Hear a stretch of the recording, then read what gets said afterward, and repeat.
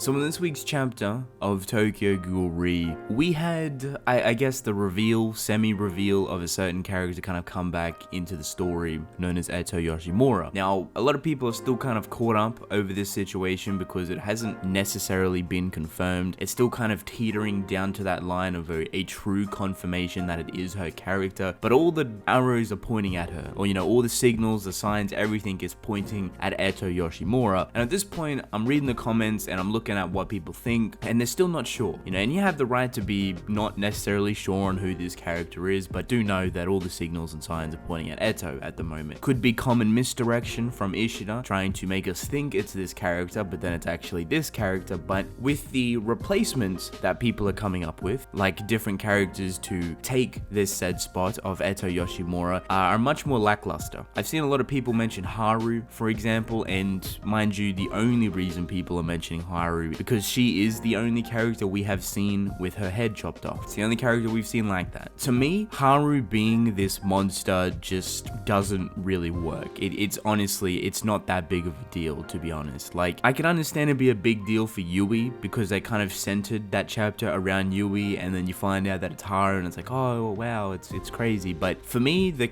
overall picture of this, it's kind of a letdown. Haru for the most part was a half human, and I feel like the process to turn her into a prolific ghoul to be able to obviously be this massive creature is just a little bit too overbearing to begin with. You know what I mean? Like, they'd have to turn her into a ghoul, put her through the ghoulification process, and then most likely put her into this king capsule or recapsule, and then Donato's going to control that body and turn her into this monster. I mean, like, there's no real point of putting her through the surgery, you know what I mean? I don't see why the effort would be put into Haru when you have a perfectly good couple of bodies there of prolific characters that are 10 times stronger. Like, you have Eto, you have Shirazu, you have Old Man Yoshimura. Like, why would you use Haru? What, as like a safe gate? Like a test subject? I don't really understand. So I think the overall impact of Haru being in this position instead of Eto Yoshimura is extremely lackluster. I know people don't want Eto to be this big, powerful beast, but all the signals, all the arrows are pointing at her at the moment. You got the bandages around the body, you have the overall Kagaja itself looking very similar to Eto's in some different ways, more traitless if anything, looking more similar to Armon's than her own. It's got like this mask that a lot of people think it's Jason's mask, but at the same time it's kind of got like an owl feature of it. Honestly, the owl feature is a weird stretch. You gotta have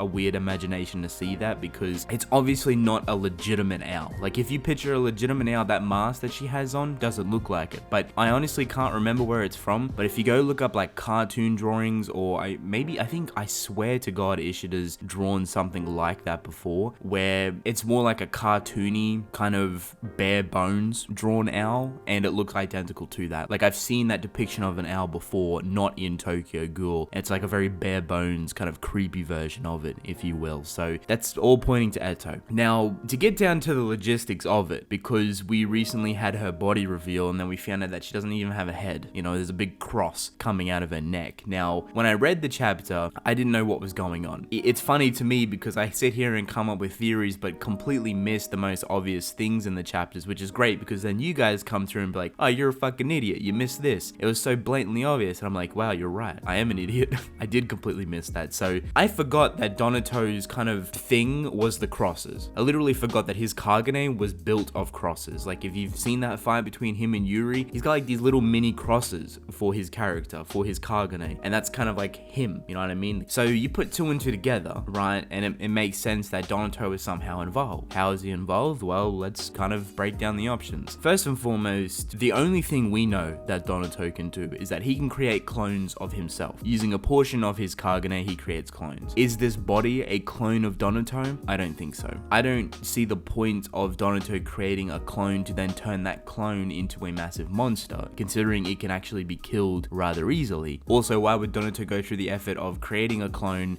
using his Kagane and then turning it into a monster to begin with? You know what I mean? Like, is that even possible to begin with? If he was cloning himself, sure, because his clone can use his Kagane, which even then sounds completely ridiculous. Like, we don't even know the realms of possibilities when it comes to that shit. But to this extent, can a clone use a Kagaja to that extent? I don't think so. I want to say it doesn't seem possible, but you never really know.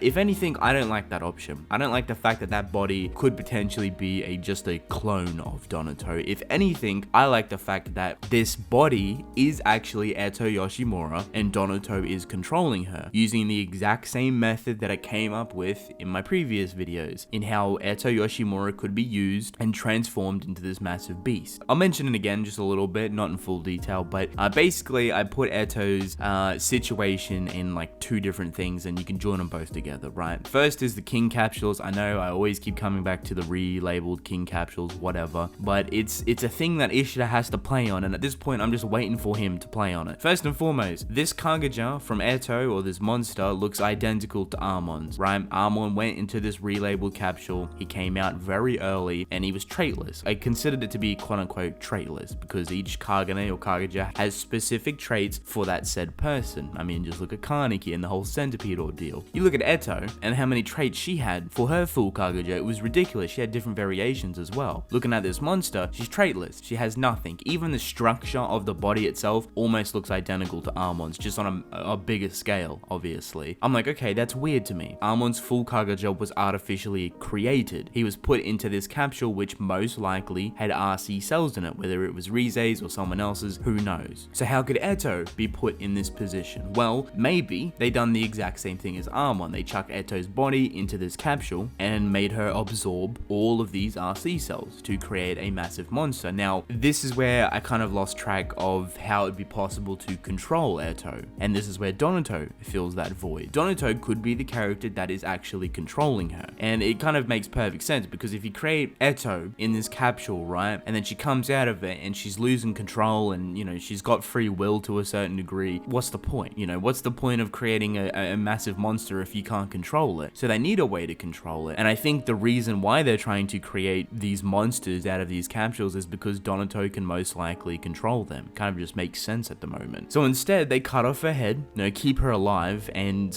Donato implants, I guess, a portion of his Kagane in there, which is the cross. From there, the body doesn't have free will, and it can do everything that Donato wants it to do. This leads us to the situation we're in now, with the reveal of the body in this Kagaja and the cross inside of the neck, and it kind of works really well together. The other thing that I said you could add it onto is the fact that this monster could have been birthed from Dragon as well, so they actually could have used Eto's body as a nucleus or something else entirely inside of Dragon to absorb RC cells that way. I think the bare minimum, the bare line, like where I draw the line in terms of like what's going on, like the RC cells for this person had to be forcefully put in there. This Kagaja is massive. This Kagaja is traitless. It has no defining features, if you will, other than the mask, which seems like it's just surgically put on there like fucking Frankenstein, and that's it. At the end of the day, I feel like any way it's possible to forcefully enhance someone's RC cells and overall RC cell limit, give them a massive power boost, make them out of control, and we've seen that exact same thing happen with Armon, so why can it not happen with Eto? Haru is a whole different situation. Like I said, the process of turning Haru into a ghoul is just, it seems pointless when you have such prolific characters there as well. What does this mean though, right? What does this mean for Eto? What does this mean for other potential prolific characters that Donato could control? If I took this exact same concept for Eto right now, can I put it to other prolific characters? I certainly can. I can do it with Shirazu, and I can do it with Old Man Yoshimura, Kuzum, who is Eto's father. The only problem with these two is that Shirazu died, and Old Man Yoshimura is completely up in the mist. We don't know what's going on with him, and we don't know where he's been for the entire story, basically. So it's more so just stabbing in the dark, if you will. And the fact that they do have his body, but we don't know what they're doing with it, and they know that they specifically wanted Shirazu's body. You know, is that also in the works? Is that right next to Old Man Yoshimura? Could we see two other massive monsters come out? Everyone's kind of on the playing field at this point. And I guess at that point, you could also add Haru as well. And then when you think about it logically, everyone's on the playing field, right? Yuri's on the playing field. There's Shirazu as a monster. Old Man Yoshimura's on the battlefield. There's everyone that was related to Anteku and had some sort of friendship with Old Man Yoshimura on the battlefield. You have Eto, who I guess no one really is kind of losing their shit about, but you know, people that used to work with her, people that know her specifically, and then Haru obviously with Yui. If Ishida wanted to do something like that, he definitely could. He could build it that way because there's a lot of emphasis on those specific characters. I think the future of Eto lies in a very murky situation because I don't think she's gonna come back to the extent what people want her to. I think this is it. I think this is exactly what Ishida was kind of building for Eto's character, is that she is a sinner. She is a character that has done all of these wrongs and now deserves to be punished for for them. If you noticed, Ishida is getting very biblical as of lately, and I think Eto is realistically getting punished for everything that she has done.